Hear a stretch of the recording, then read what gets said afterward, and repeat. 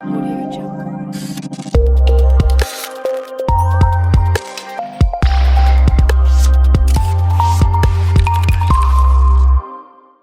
Jungle. Hey everybody, John Peterson from John Peterson Photography, and this is another video talking about this concept of light shaping, using darks and lights to really enhance the quality of your image. And really practicing this concept of light shaping can really add depth and dimensionality into your scenes. And that's kind of what I want to talk about today. And, you know, especially when we have images that have a lot of sky in them with clouds, using darks and lights in the sky, in the clouds, can really add a lot of drama, depth, and dimension, the 3Ds, into your images. So let me get started. And you know, this video is not about what tools to use. It's more about what to do, not how to do it. And so, you know, for me, I use Photoshop and I use the Tony Kyupers TK7 action panel to do a lot of my work, and I work with luminosity masks. And I'll show you a couple of techniques to do this with the TK action panel, as well as you can do a lot of this stuff freehand or in other applications. Now, here's the shot. This first shot I want to show you is one that I took in Norway last winter before the pandemic hit. Beautiful shot in near Hemnøy, and you know, sky has a lot of interest in it, but it looks really flat in this image. And so what I want to do is bring some depth and dimensionality into this image. And the easiest way to do that is with dodge and burn, using darks and lights. And so you can freehand dodge and burn if you want. And there's a lot of different ways to do it. You know, what you would do is dodge the light areas and burn the dark areas to add some lights and darks. So I'll just show you this is just a quick freehand example. I'm going to take my opacity down to about 10% and draw some of the lights in here. You know, the kind of the issue with doing freehand is that if you go over the dark parts, you can also dodge or burn parts of the tonal range that you don't want to dodge and burn.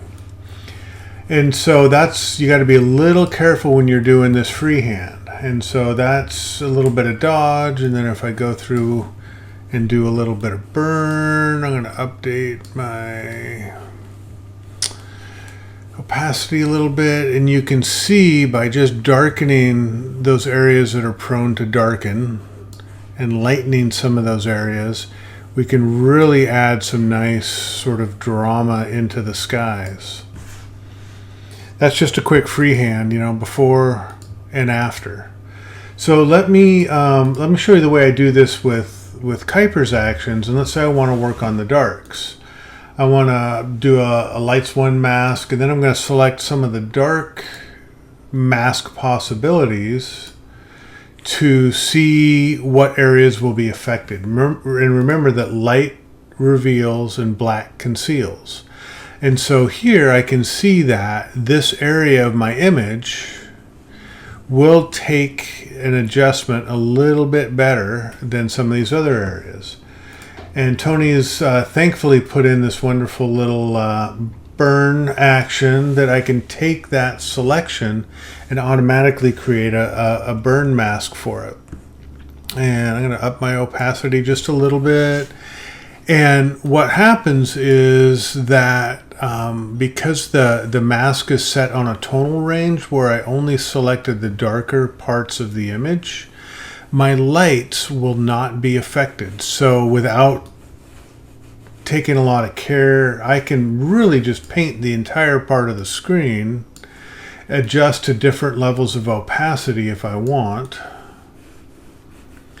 and really just sort of paint in a burn effect into the darker tonalities of this image. And then I can do the same thing in the lights area. And for this, I might pick a lights 4, be a little bit more restrictive, And in this case, I want to do a dodge layer, and I really just want to affect the light parts of this. So I'm going to turn my opacity down. I don't need that much. And again, by painting this in based upon a tonality mask, I am not affecting any of the dark areas in my image. Go up just a little bit more because I want this to shine.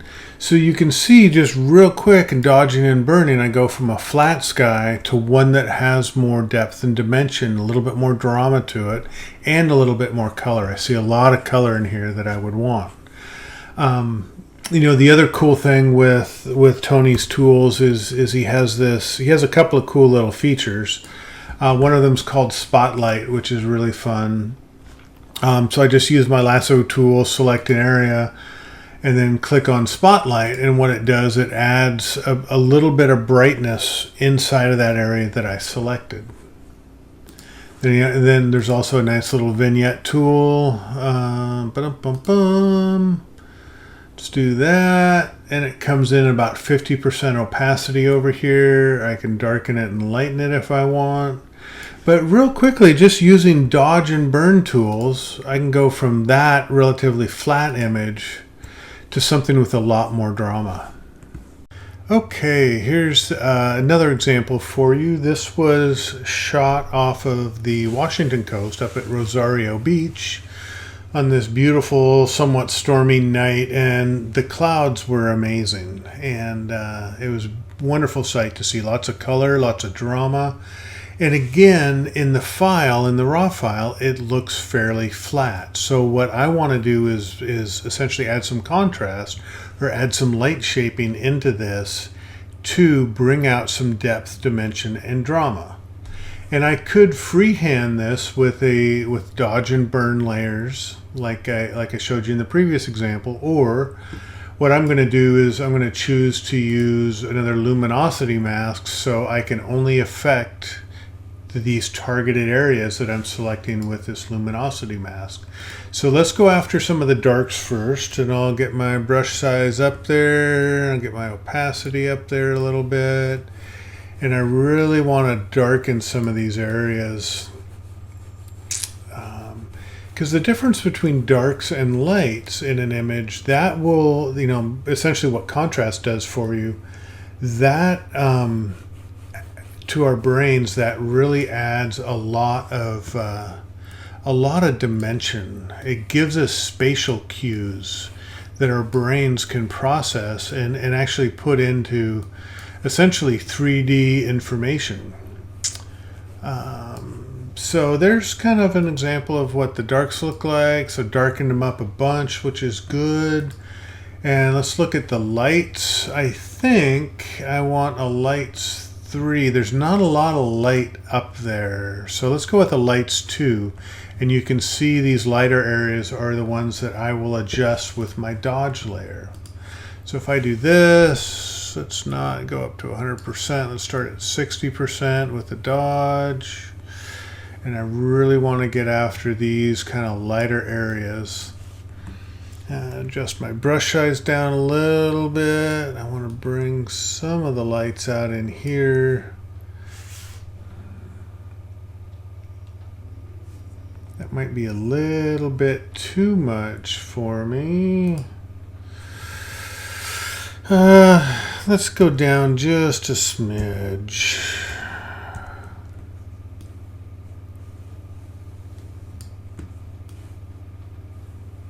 Kind of bring it back to a little bit where it was. So you can see real quick, you know, I went from that to that. Then what I would do is do a little bit of lights. I can do some freehand dodging if I want at a really low opacity, just in these kind of light beams, because the light beams are a big part of the story. And with most freehand dodge work, you know, it'll largely target the brighter areas, but it will also brighten the darker areas. So like right in here, I brightened this cloud and I want these kind of dark. So I'm going to do a couple of clicks to darken that. couple of clicks to darken those. And again, that's adding some contrast or some depth and dimension into this. You know, and then just adding a quick little vignette might be all we need to do for this. And bam, you know, in 5 minutes we went from that fairly flat to that with a lot more drama and a lot more depth and dimension. And this concept really also works in black and white, right? Monochrome. Here's a great shot out in the Palouse. Beautiful sky. And what I want to do is again add some drama and some depth and dimension into this huge sky. And you know what I could do is, again, freehand. I could darken some of these areas up if I want, just sort of painting it. I might run off into some of the lighter tonalities. This is you know, it's an easy way to do it. But what happens is sometimes you muddle the whites and turn them a little bit gray. So instead of doing something like that, again, I'm going to use the TK Action panel and select some of the darker pixels in the image. That's a darks 2. That's probably a little bit too much. Let's just do that, and we're going to go to a burn. I'm going to up my opacity. And again, I'm only affecting the darker parts of the clouds. And in this case, the sky was dark, so I'm affecting the sky as well. Really, really adding a lot more punch into this. And I haven't touched the brighter tones at all. And then let's do one for the lights. And it's already got a lot of really nice lights in there, so I don't want to do too much to it. But again, with dodge, and I'm going to crank my opacity down a bunch with this and just make some subtle dodge adjustments just to the brighter parts of the image. Because again, I want that tonality difference between lights and darks to really be evident.